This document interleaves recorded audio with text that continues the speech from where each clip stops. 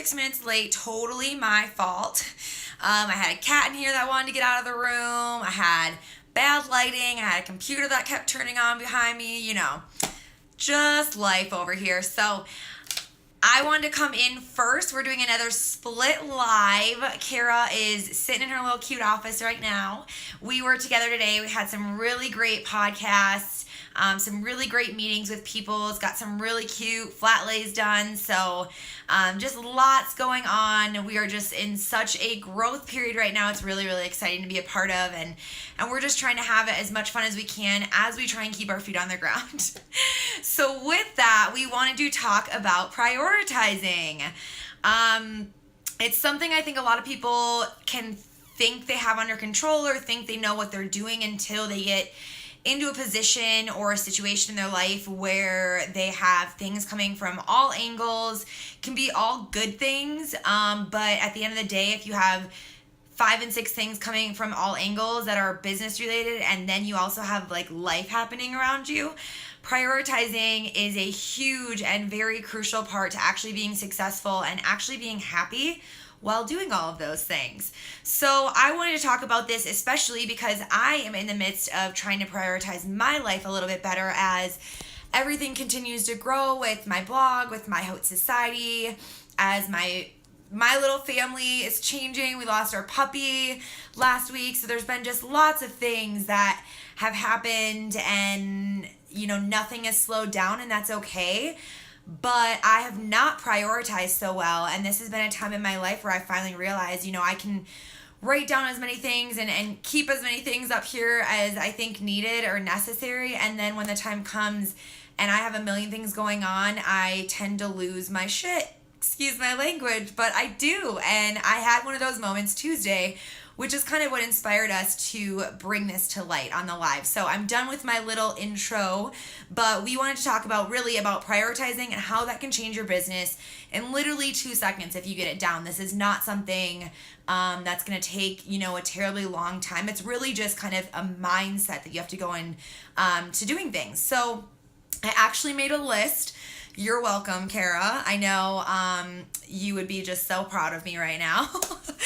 But what I first want to talk about is the fact that Kara and I always talk about the fact that we're not huge planners, and that's totally fine. We've obviously made it until our late 20s without that. But just because you are a planner doesn't mean that you're necessarily a good prioritizer or someone that's not going to have everything fall beneath them because they don't prioritize it. So basically what I'm saying is you can have an entire plan set in place or be a planner that has everything listed out every single day, but if you don't prioritize what needs to be done correctly or when it needs to be done or first or whatever it is, those plans can mean a lot of nothing. I actually have an example for that because I was getting so good at planning. Kara and I laughed about how we weren't planners a few months ago, and then we're like, oh my God, now we're planners, and we're so proud of ourselves, and we're doing like literally so much better. So that's great. However, I realized the plans that I'm doing, I'll write down. I have a planner that allows 3 spots, and I usually write like 5 to 6 because let's be honest, 3, I need way more than that. So I'll write my 5 or 6 things down, and I realized looking back the past couple weeks that even though I usually write the most important thing down first because that's usually the first thing that pops in your head in the morning when I write my list, I tend to move to the things I enjoy doing most first. So maybe number 6 and then 4, and then maybe I'll get to 2 because that one's cool too. But then all of a sudden I have 5 and 1. What happened to 5 and 1? And I never got that first thing and that 5th thing done or started or anything. Then I start freaking out about the fact that number 1 that needed to be done that night or that morning isn't finished. So 2 things come with that. 1, you don't pat yourself on the back for the things you did finish because you're too busy moving on to the one thing you didn't finish. And 2, you're freaking out because you didn't finish the one thing you think you needed to finish because you started with the more fun things.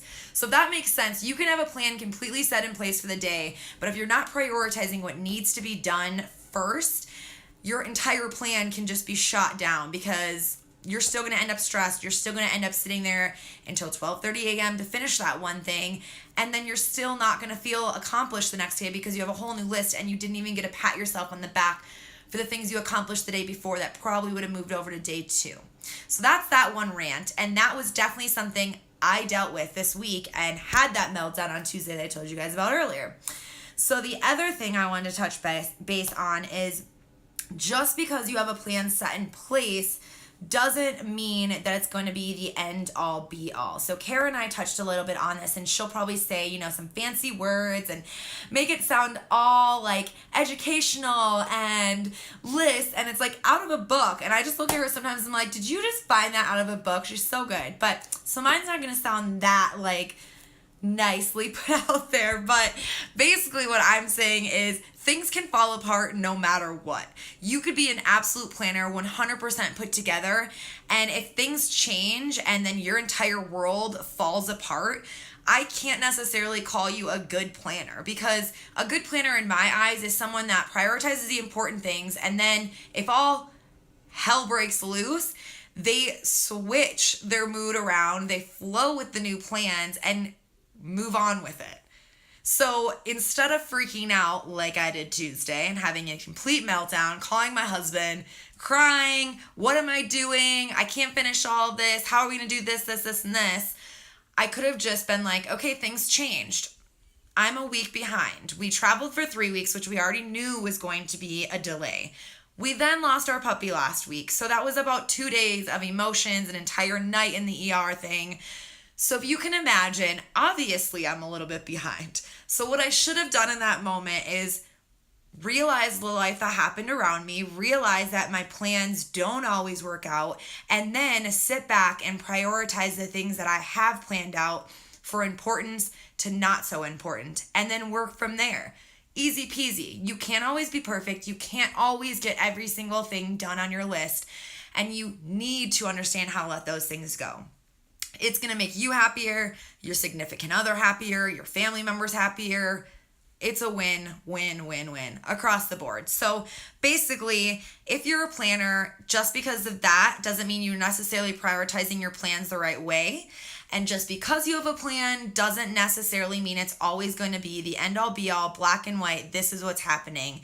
You need to be flexible, you need to go with the flow, and you need to be easier on yourself. Not everything's set in place. But if you prioritize it the right way, you can always get that enjoyment of patting yourself on the back, which I love doing, and I love checking things off like you guys know. So that was my rant kind of. It was kind of a rant on prioritizing, and I think it was a rant because I'm in the midst of it right now, and I'm going just a little crazy. And once I got over that hump and realized the important things I need to get done, got them done, and moved on, I'm feeling so much better. Finally feeling like I'm back on track. And even though there's things changing in the future already for the next weeks, I'm not freaking out about it like I did Tuesday. So I would say I'm winning at this point. So I'm going to pass it off now to Kara, who's sitting in her cute little office, and I'm sure she'll give you some rundowns on why she thinks prioritizing is important and how it can change your business in 2 seconds. Have a great Thursday, guys. Enjoy some wine. Bye.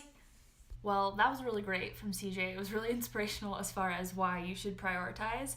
And I am, of course, coming in hot with my to-do list.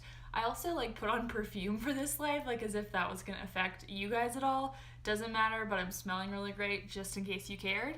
And CJ's totally right that this is going to be all nerdy and straight from a book. I have a list and I have words like principle and matrix on my notes. So let's get started. So I think the goal for prioritizing is to help you not waste your time deciding on what you're going to do next. When you set priorities, it means you know the things you're supposed to be focusing on. And I've totally been where CJ has, where I literally just make a list of everything that I need to do, and then I jump around to things that I feel like doing or things that are fun, and that's not the most effective way to get stuff done, obviously. So I'm going to go through kind of the process that you can use to actually prioritize your tasks. The first step is obviously to make a to-do list.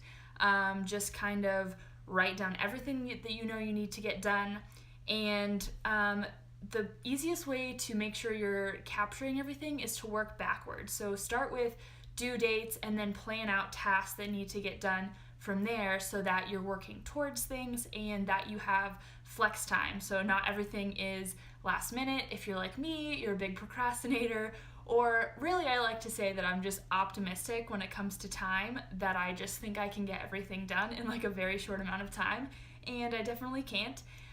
So I think, the main mistake with writing down just a to-do list is that jumping around, and that when you're just doing arbitrary things or just the stuff that you want to do. So the way to fix that is to analyze your to-do list. So the way you're going to analyze it is, first you're going to remove anything that you're waiting on others for. So if you're waiting on a photographer to get your photos back before you write a post, or if you're waiting on maybe a graphic designer to design you some content assets for different posts, like that stuff, put it on a different to-do list, a follow-up list, something else, because it's not the most pressing thing that you're going to be worrying about today. And I feel like it just causes added stress when your to-do list is really long. So that's not what you're focusing on. Get it off your list. The second thing is to be like ruthless about getting rid of things that are not important. So I drew you a graph, of course, because that's the kind of stuff that I do. And here it is, and it's probably gonna be backwards. Yep, pretty backwards. But basically there's like 2 columns at the top, and the first column is urgent and not urgent. So you're gonna sort your task by, are they important? Do they need to get done by a certain deadline, or do I have a while to work on them? And then the second 2 columns are important and not important. So where those intersect, it's going to tell you exactly what you need to do. So if things are urgent and important, those are your do first things. That is the stuff that you need to put at the top of your list. You need to work on knocking it out. If things are important but they're not urgent, those are things that you're going to schedule. They're obviously not, you don't have to get them done today. Maybe the time frame is kind of longer. You have some time. So you're going to want to schedule those out to make sure that you still do them because they're important, but that you don't let them kind of take over your daily tasks. So these also can be like bigger picture things a lot of times that don't really have deadlines yet. So then you have the box where it's urgent and it's not important. So these are things that you're going to want to delegate if you can. So I know as bloggers, a lot of us are working on our own, but if you are blogging with someone else, if you have like a VA or an assistant, maybe this is going to be the thing that shows you that you need a VA or assistant, everything that falls in this box, you're going to want to try to delegate. And if you can't delegate, you're going to at least want to put it at the bottom of your list because it is urgent, but it's like not as important as that do first box. And then there's the not urgent and not important, and this stuff you just get to throw away and don't do. It's not timely, and it's not even an important task to be doing. And so this is how you kind of like break up with your to-do list and make sure that you don't have unnecessary things on there. So kind of a bad example is like surfing the web, but just a lot of times these are more habits than they are like items that you've written down that you need to do, and just being able to break up with the stuff that's not urgent, not important, get it off your list is a really good way. So that thing is called the priority matrix. If you want to like look it up and see the boxes again, it's from Stephen Covey, and the book is like 7 Habits of Highly Effective People, which is really awesome read. But if you don't want to read the whole book, then that's probably the number one takeaway that you should have. So then the third step in all of this, we made our to-do list, we analyzed our to-do list, is to revise and revisit. So I like to say that good planning isn't creating like a great plan, but it's creating a great process that can keep you on track. So being able to adapt, your plan is no good if it's just this beautiful plan, but it's set in stone and there's no flex room. Being able to adapt, to reschedule things, to move things is really important, and not beating yourself up about it if you don't get it done. So really the goal of prioritizing is just to make your to-do list more dimensional. So it's not just a flat list, so that there's priorities, there's different things. And then just another tip is you can use like colors or numbers to kind of like rank all of your tasks and see what's really important. And you can even put them on different pages. Maybe you have your do first stuff on one page and then your backup stuff is on another page, so that you're not even looking at it and you're not tempted to like jump into a project because it's fun, even though it's not really important. So those are my best tips. And one more thing before we go, I want to tell you about a really exciting webinar that we're having. It's on January 4th. It's called Crush It, and it is all about blog planning and blog strategy.